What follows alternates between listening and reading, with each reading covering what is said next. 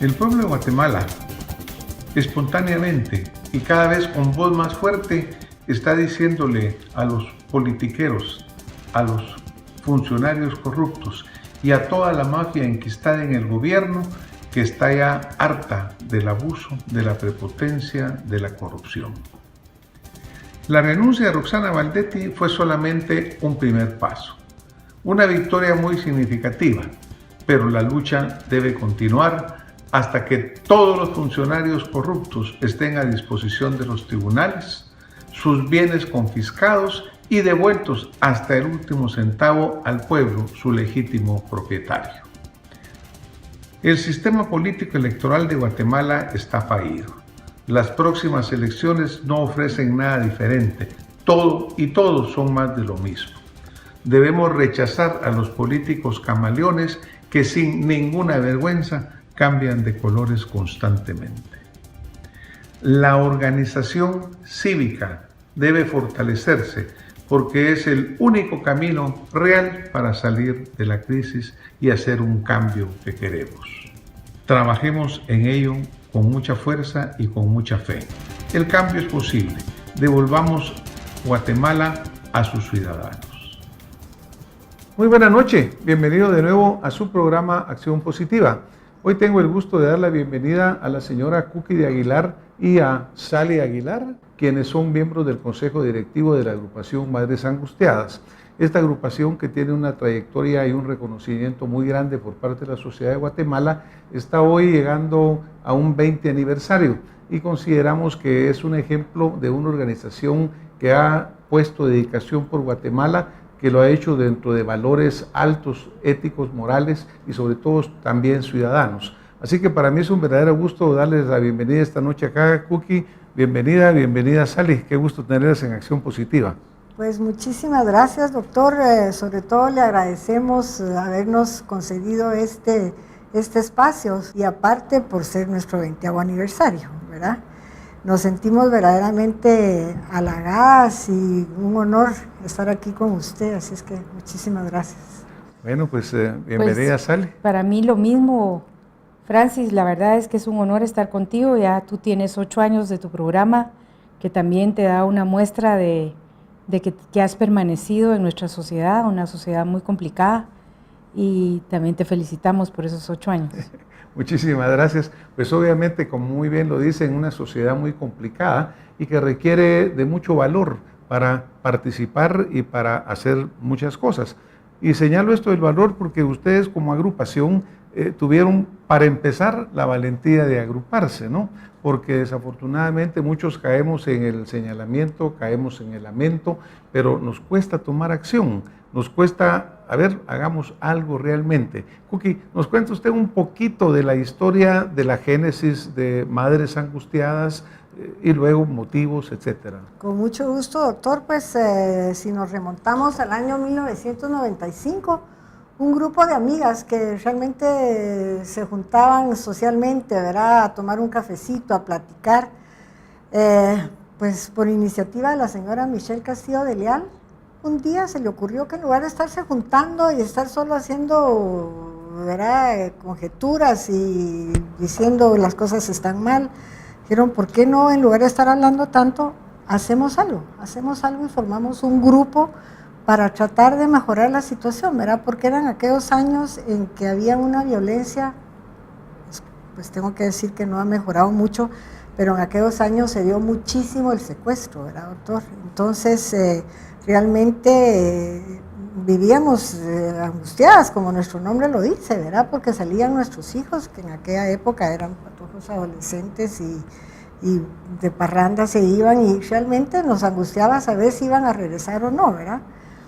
Y de ahí surgió pues el grupo. Todas estuvimos de acuerdo con que se hiciera un grupo. Nuestros comienzos fueron muy difíciles, ¿verdad, doctor? Porque todas éramos amas de casa, todas nos dedicábamos a la casa y a cuidar niños y todo, entonces sí, nuestros comienzos sí tuvieron un poco de dificultad. Pero a través de los años realmente nos ha ido bastante bien y, ¿verdad?, surgió también cómo le íbamos a poner al grupo, ¿verdad? Y el mejor nombre que nos dio era Madres Angustiadas, porque en realidad eso era lo que éramos, ¿verdad, doctor? Un grupo de madres angustiadas por la seguridad de nuestros hijos en aquel entonces, y pues así se quedó, ¿verdad? Madres Angustiadas. Bueno, la verdad es que en mi caso particular fue sumamente trascendental, porque la formación de Madres Angustiadas coincidió con el asesinato de mi hija. Y entonces yo vi el actuar de ellas, y en cuanto tuve tiempo, porque no lo pude hacer inmediatamente porque yo seguía un proceso legal, me involucré en Madres Angustiadas, pero las veía trabajar, y en el año 97, cuando finalmente se terminó el juicio, yo me involucré con ellas. Entonces tuvimos muchas actividades, digamos, que fueron como trascendentales, sin el cómo, fueron trascendentales. En una oportunidad pusimos no sé qué cantidad de velas. ¿Tú te acuerdas, Cookie? No, pero sí fueron, fueron muchísimas velas frente al Palacio Nacional, y pusimos el Basta Ya. Muy lindo, era muy emotivo en la noche ver esas cantidades de velas prendidas con el Basta Ya, y ver a toda la gente que ni conocíamos, porque además lo que pasó es que de repente nosotros comenzamos 5 gatas, por así decirlo, y se empezó a involucrar un número muy grande de la sociedad, porque empezaron a ver que nosotros teníamos razón de salir a las calles, que ese fue el inicio nuestro. Después, por alguna razón, cambiamos y dejamos el palacio y nos trasladamos al organismo judicial, porque en realidad ahí es donde se ejecuta la ley. Al principio nadie daba un centavo por nosotros, ¿verdad? No sé si usted se acuerda que en algún momento nos llamaban madres perfumadas, porque dijeron, uy, ¿hasta cuándo va a llegar? Y nunca se me olvida un pequeño detalle, que fuimos a un evento a Catedral, no este de las velas, sino que otro, y estaban ahí los periodistas, y entonces una de las preguntas dice, mire, ¿hasta cuándo va a llegar esta agrupación? Lógicamente no sabemos hasta cuándo, hasta que logremos nuestros objetivos, ¿verdad, doctor? Que es mejorar realmente la justicia. Y ahí estamos en la lucha, 20 años, y si Dios nos da vida, vamos a seguir en esta lucha otros 20 más para ver si logramos que la justicia al fin en Guatemala sea pronta y cumplida como siempre lo hemos pedido. Claro, y obviamente cuando uno habla de estos 20 años, pues particularmente en nuestra época, que las cosas han venido cambiando tan rápidamente. Me refiero a ello porque pues hace 20 años no existían medios de comunicación como ahora, que una noticia viaja al mundo. En aquel tiempo había fax, pero ahora hay WhatsApp, hay un montón de cosas.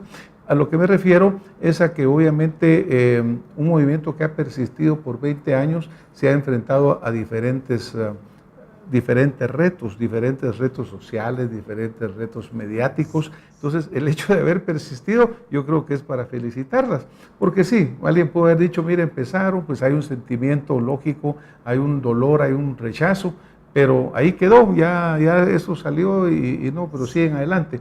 Pero el sector justicia, por ejemplo, Sally, que es el que tú mencionas, que al final es donde se dirimen muchos asuntos en Guatemala, ¿creen ustedes que el sector justicia ha dado pasos importantes para adelante o creen que se siguen enfrentando los mismos problemas?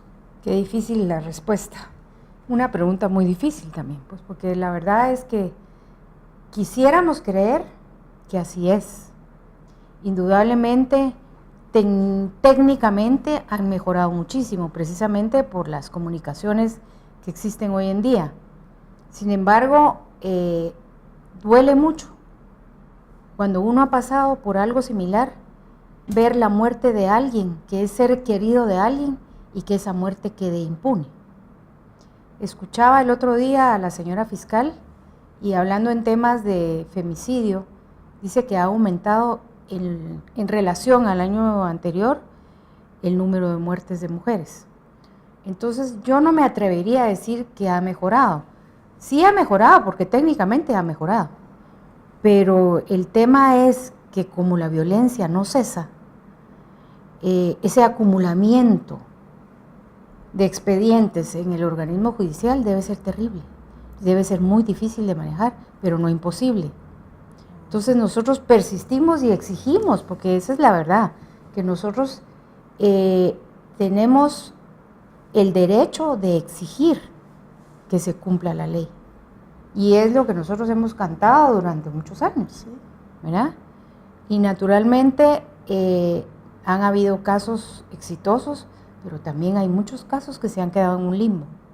Yo diría que probablemente la inmensa mayoría, ¿no? Porque cuando vamos solo ver en estadística en general de los casos que van a tribunales, la mayor parte no llegan, no tienen sentencia, se quedan en el camino. Es decir, siempre tenemos retrasos importantes, definitivamente. Dentro de este panorama, en los últimos años, apareció en Guatemala, por ejemplo, la CICIG, que la CICIG es pues una institución extranacional, pero que viene a apuntalar el sistema de justicia. Obviamente hay quienes la defienden, hay quienes las atacan, pero en el caso de ustedes, ¿han sentido algún cambio en relación a la presencia de la CICIG en Guatemala? Pues mire, doctor, como le decía fuera de cámara, nosotros no estamos ni a favor ni en contra de la CICIG en Guatemala, ¿verdad? Nosotros respetamos la opinión del Poder Ejecutivo, del señor presidente, que hoy por hoy ya le dio 2 años más de vida a la CICIG en Guatemala. Lo que sí creemos es que ha sido pues un gran apoyo al Ministerio Público. Decía la ¿cómo se llama? La fiscal, la señora Telma Aldana, la licenciada Telma Aldana, que están haciendo un trabajo conjunto, ¿verdad? O sea, están realmente unidos para trabajar y para hacer que las cosas funcionen. Y si no, pues ahí tiene usted los resultados, ¿verdad? Que realmente, yo sí podríamos decir que pues yo pensaría bien, que media vez la